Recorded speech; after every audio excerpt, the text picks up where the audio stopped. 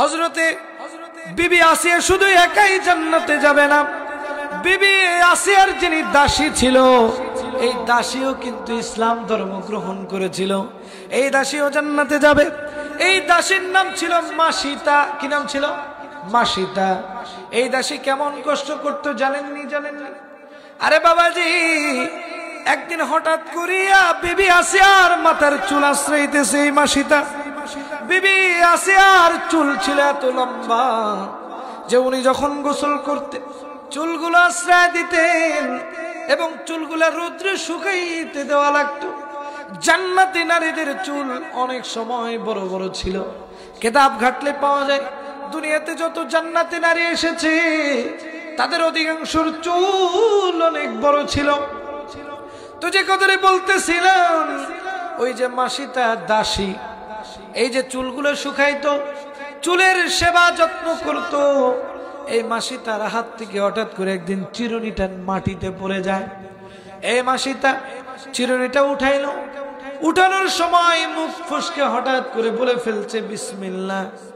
আর ফেরাউনের কন্যা হঠাৎ করে বুঝতে পারলো বিসমিল্লাহ যেহেতু পড়লো তার মানে আমি আল্লাহর নামে শুরু করছি, তাহলে এই সার্বভৌমত্বের খোদা যদি আমার বাবা ফেরাউন হয়, তাহলে এই মাসিটা কোন বিসমিল্লাহ কোন আল্লাহর নামে শুরু করে? জানা প্রশ্ন আছে কিনা বলেন? প্রশ্ন থাকে কিনা প্রিয় ভাই আমার? এবার ফেরাউনের কন্যা তো ছোট মানুষ, তারা তো বোঝে নাই। তখন কি করছে? একটা দৌড় দিছে, যে রাত সবার মধ্যে যে ডাক দিতে, বাবা কি ব্যাপার, তুমি ব্যতীত অন্য কোন খোদা আছে? এবার তো ফেরাউন বলতেছে কি ব্যাপার, আমি ব্যতীত অন্য কোন খোদা তোমারে কে বললো?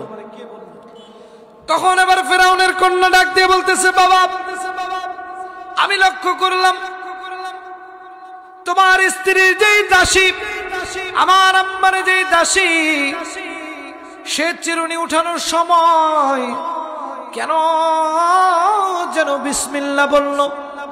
তার মানে বিসমিল্লাহ যদি বলে থাকে আমি আল্লাহর নামে শুরু করছি, তাহলে আল্লাহটাকে। এবার বিরাট জনসভায় বিরাট একটা রাজপ্রাসাদ, একটা বিচার বিভাগ বসানো হলো।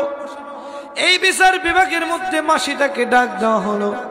ডাক দেওয়ার পরে জিজ্ঞাসা করা হলো বিসমিল্লাহ শব্দের অর্থ কি? বলে আমি আল্লাহর নামে শুরু করছি। বলে তুমি কোন আল্লাহর নামে শুরু করছো আমরা জানতে চাই। তুমি কি ওই মুসার আল্লাহর উপরে আত্মবিশ্বাস এনেছো কিনা সেটা ক্লিয়ার করো।